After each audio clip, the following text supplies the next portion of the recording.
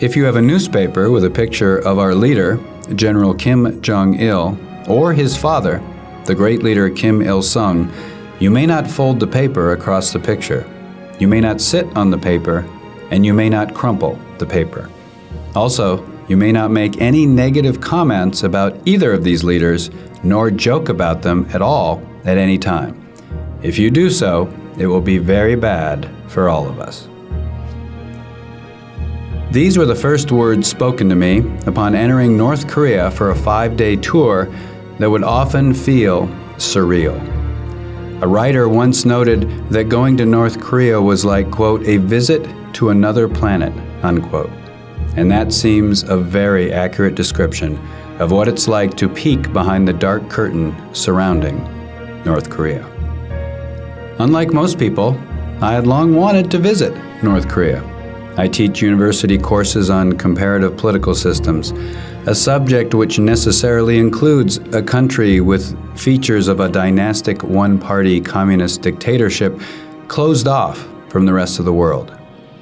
Getting there was a little more problematic, but not impossible. In 2009, the U.S. government did not bar American citizens from visiting North Korea. But maneuvering around the restrictions imposed by the North Koreans was tricky. Americans were allowed to enter during a limited 2-month period and can only stay for a few days. Me and 4 other American tourists arrived in Pyongyang from Beijing on the first and only incoming flight that day. There were a few other Americans and some Europeans on the 1960s-style Russian-made jet we flew on, but the flight was not full. The tourism industry is not exactly booming in North Korea. Upon arrival at the Pyongyang airport, we immediately noticed a giant painting of Kim Il-sung, North Korea's leader from 1948 to his death in 1994. It was on the back of the terminal building. This was a harbinger of things to come. There are over 800 statues, murals, and monuments to Kim Il-sung throughout the country, and we were to see many of them during our 5-day visit.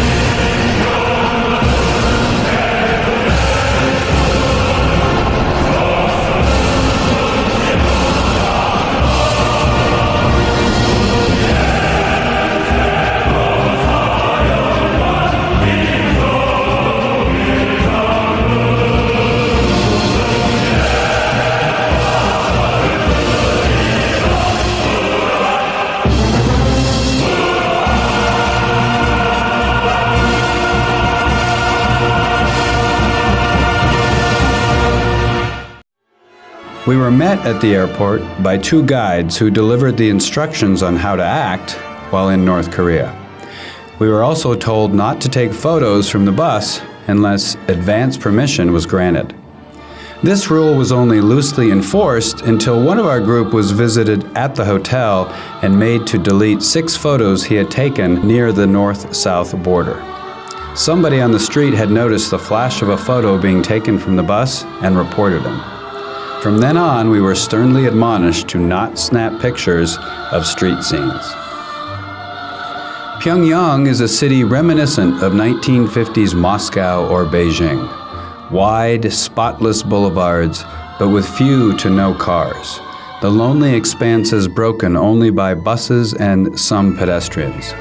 It was very quiet, and at night, very dark. Blackouts do occur, and electricity is a precious commodity.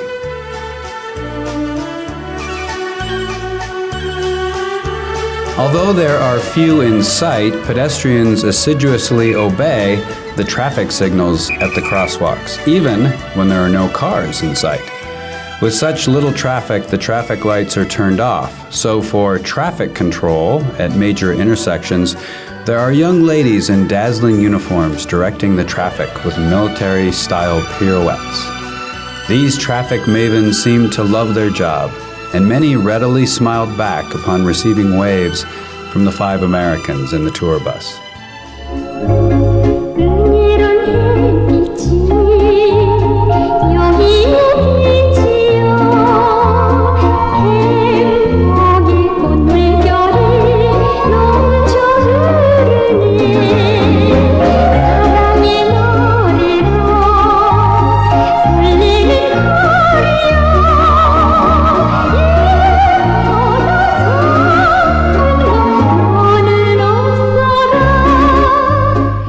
Due to the rather eerie quiet of Pyongyang, the sights and sounds from a somewhat discordant marching band was jarring to our senses. What was this? Our guides explained that North Korea is in the midst of a special 150 days of hard work period in which all North Koreans are expected to work feverishly to push their country to further greatness. People needed morale boosting during this period of hard work, so groups of school children are sent out into the streets to sing or play music. Many of the bands were led by student conductors as young as 12 years old. It was fascinating to see groups of school children dressed in blue and white uniforms chanting propaganda slogans or blasting trumpets, clarinets, and tubas as we drove through Pyongyang. We were also told that during this special campaign, every Friday, all office workers nationwide are instructed to leave their offices and engage in manual labor such as cleaning up their streets, painting buildings, and repairing roads. Fortunately for them, they have music to accompany their work. Pyongyang is a city of monuments, billboards, plazas, buildings, murals, and banners, all dedicated to upholding the independence of North Korea and to venerating the leadership and wisdom of Kim Il-sung, Kim Jong-il, and the Korean Workers' Party. There is the Arch of Triumph, based on the Parisian version, but even bigger, dedicated to Kim Il-sung's, quote, victory, unquote, over the Japanese in 1945. There is the Tower of the Juche idea, which honors the cornerstone of North Korean philosophy, the idea of self-reliance and independence. More broadly, Juche is the idea of North Korea maintaining a system, economic, political, and cultural, that is largely at odds with world trends toward market or quasi-market economies and freer information flows, which are transforming countries such as Vietnam and China. Pyongyang also features the statue of all statues, a towering 65-foot bronze depiction of the great leader, Kim Il-sung. When we visited the statue, we were instructed to be serious and to note the groups of North Koreans bowing, laying flowers, and paying tribute. Built in 1982 upon orders of Kim Il-sung himself, it is the largest statue of a modern political leader in the world. Displays of reverence for the great leader are everywhere. Everywhere. At every single site we visited, the guide would tell us breathlessly when the great leader had visited, where he had walked, and what he had said to help the people there become better citizens. Then the guide would show us pictures of the great leader visiting the same site, and the words he had uttered were now inscribed on the wall. North Koreans themselves realistically cannot escape the gaze of Kim Il-sung. Not only does his visage adorn every apartment, but all citizens daily wear a button with his picture on it. Despite the countless public tributes to Kim Il-sung, nothing prepared us for the spectacle of visiting the great leader himself. It is rare for Americans to be invited to visit Kumsusan Memorial Palace, where he permanently lies in state, and it is simply one of the singular political experiences one can have. Kumsusan is massive. It makes the mausoleums of Mao, Lenin, and Ho Chi Minh look like backyard sheds. All men are required to wear mourning-type clothes, and most women wear traditional Korean dresses. After checking our bags and cameras, we walked 4 abreast onto a moving walkway similar to those in airports. It is the longest continuous moving walkway in the world at over half a mile. We then walked over automatic shoe cleaning machines into a cavernous room housing a 15-foot gold statue of the great leader. Visitors stood at a red line in front of the statue and bowed while dreamy music wafted through the room. Then we proceeded to the sublime experience of the Hall of Lamentations, which featured walls covered with murals of people throwing themselves on the ground in painful mourning over the death of Kim Il-sung, prostrate with emotion. Over loudspeakers and in our ears in English via an audio guide came the grief-filled voice of a man who described the pain felt deep into humankind's core, as he said it, at the death of the man who he said provided light, guidance, hope, wisdom, and strength to all of humanity. As the voice intoned that the flow of their tears is etched into the earth, I looked down at my feet, and indeed thousands of tear-shaped designs dotted across the expanse of the floor. After this exhausting experience, we were led through a portal consisting of massive blowers that hit us from both sides, like walking through a hurricane for a few seconds, meant to remove any dust particles from our bodies in order to view the body of the great leader. We formed up into lines of 4 and entered the room in which the eternal president of the DPRK lies in a glass-domed sarcophagus. The Koreans around us looked as if in a daze, with many of the women overcome with grief, dabbing their eyes to wipe away the tears. They bow at the head, feet, and both sides of the great leader. We leave and retrace our long journey back to the entrance. On the way back, I noticed something I hadn't before. On the moving walkways opposite our group, every single North Korean is staring at us, no doubt in shock that Americans are in the hallowed halls of the final resting place of the great leader. With those silent, grim-faced, judgmental faces slowly gliding by, I realized that I had stepped right into a Fellini film.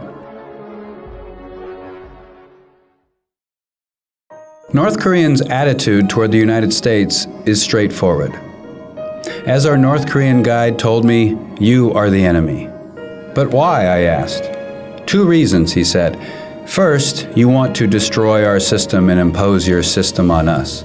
Second," he said, "you occupy the South and prevent Korean unification." Now, considering President Bush labeled North Korea an axis of evil some years ago and promoted regime change in North Korea, there actually was no arguing with the first point. In terms of the second point, the U.S. indeed is preventing a certain kind of Korean unification, the kind that would occur if the U.S. wasn't in South Korea and the North invaded, like they did in 1950. More than the anti-U.S. attitudes, however, my visit did impress upon me how strongly the idea of juche and belief in their system permeated North Korean society, and the encompassing level of state control over individual lives by the government. For example, there is only one full-time TV station for a country of 24 million people, which only shows news and films touting the state. Watching South Korean television or videos is against the law. There is no internet as we know it, but instead an intranet system controlled by the government. To the North Koreans, what we would see as failures of the government, such as the famines that hit in the 1990s, are to them caused by U.S. policies and are used as tools by the government to strengthen the people's resolve to, quote, defend their independence, unquote, rather than reasons to question policies. It is this rather unique blend of a closed society, respect for the Kim family, state police control, and focus on the United States as the enemy that allowed North Korea to survive the world democratization wave that occurred after the fall of the Soviet Union in the 1990s and other world trends since. With the great leader's death in 1994, his son, Kim Jong-il, took on the mantle of leadership, and then he too received a great deal of hero worship.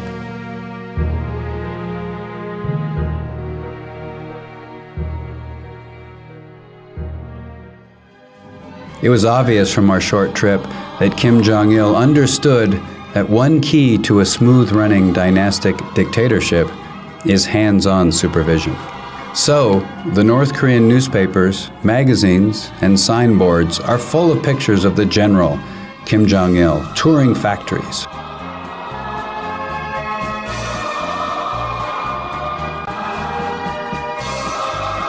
Farms.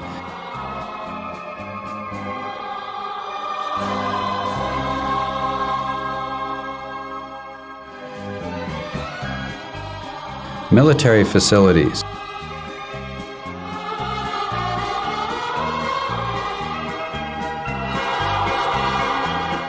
Public buildings and construction sites.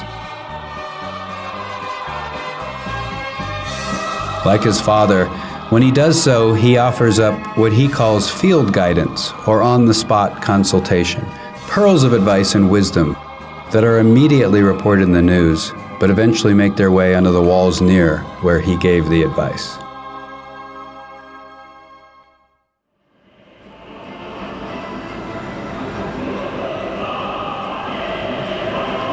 The ostensible reason for allowing Americans to visit North Korea was to see Arirang, the mass performance of song, dance, and gymnastics put on in the National Stadium every night for 6 weeks in the summer for many years in North Korea. With over 100,000 performers, the closest parallel to the Arirang is the opening ceremonies to the 2008 Beijing Olympics. Arirang, a breathtaking mystery. Leading to admiration and wonder, it is an original show.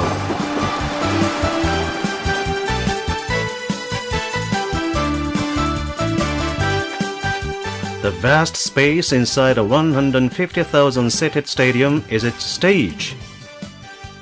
Unprecedented in its size, content, and form, the masterpiece extravaganza unfolds the Arirang nation's history of the last century in tears, pleasure, and hope for the future.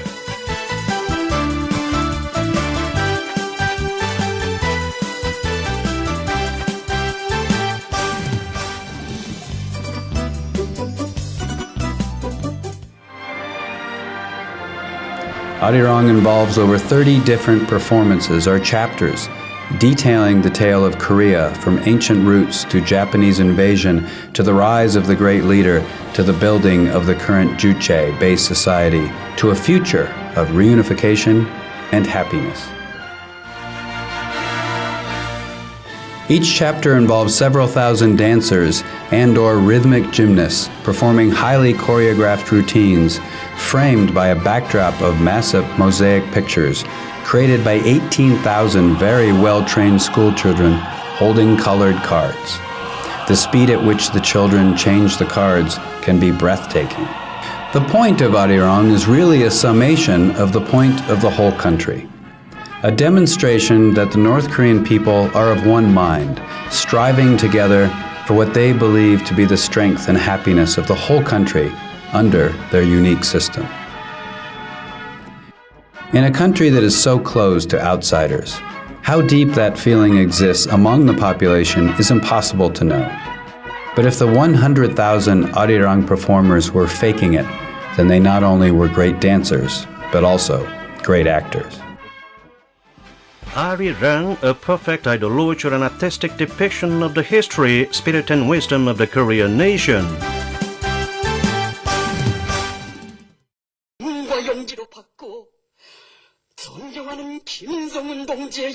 On December 17, 2011, Kim Jong-il died.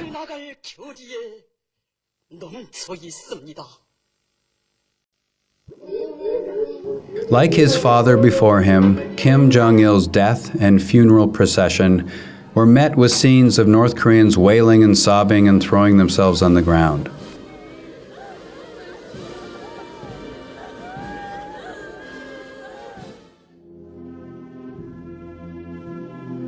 Kim was named the Eternal Leader, and his body is preserved and displayed with Kim Il-sung's at Pyongyang's Kumsusan Memorial Palace, now called Kumsusan Palace of the Sun.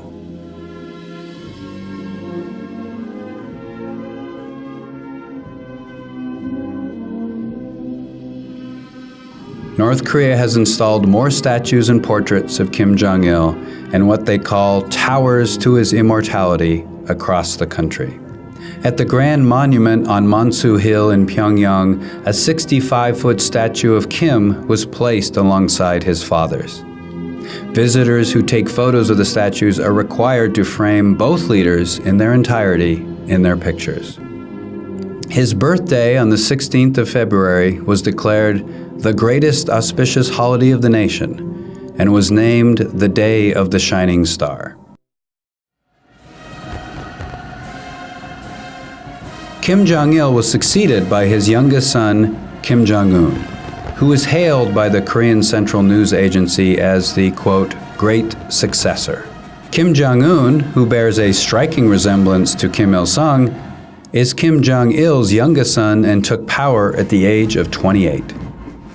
Those who hoped for a change in North Korea were soon disappointed. Kim Jong-un, in the grand tradition of his father and grandfather, continued to rule the country as a dictator and to cultivate juche, and to cultivate the cult of personality and a sense of victimhood and promote an antagonism to all outsiders.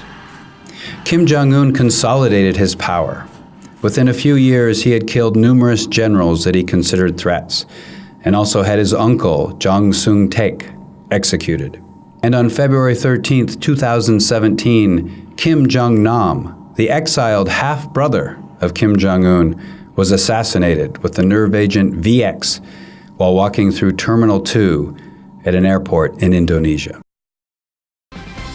Under Kim Jong-un, North Korea has continued to develop nuclear weapons and is working on technology that would allow it to deliver those missiles to Japan and even as far as the United States. Sanctions by the United Nations and the United States against North Korea for its nuclear weapons program are basically as tight as they can be.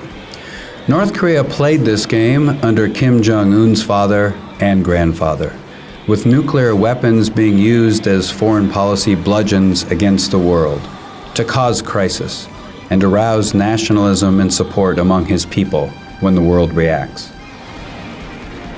In short, the North Korea of today is the North Korea of Kim Il-sung and Kim Jong-il, a hermit kingdom existing in its own surreal world.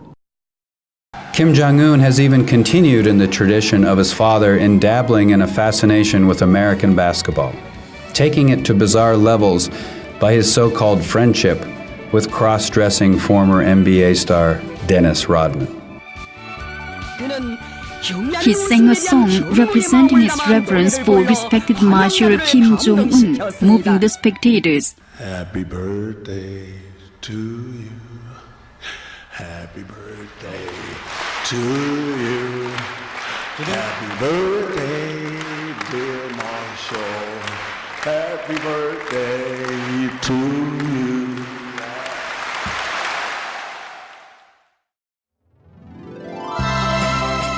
While the Rodman visit and so many aspects of North Korea seem to be silly and even funny, the political scientist Daniel Shiro writes the following.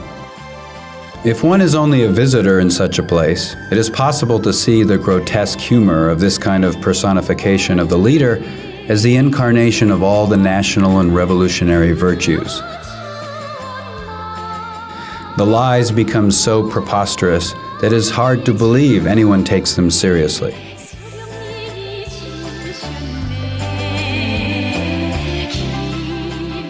Yet their consequences are anything but funny for the inhabitants of countries ruled by such megalomaniacs.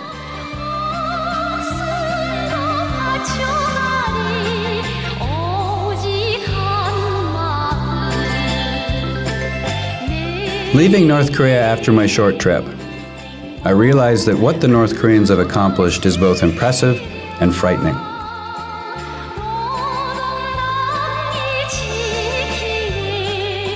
The degree to which they have closed off information from the outside world and forged a society dedicated to a unified national purpose has allowed them to survive the shattering forces of economic and political liberalization that transformed and is still transforming the world.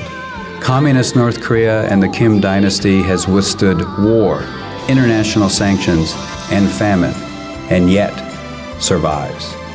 The cost, however, has been high.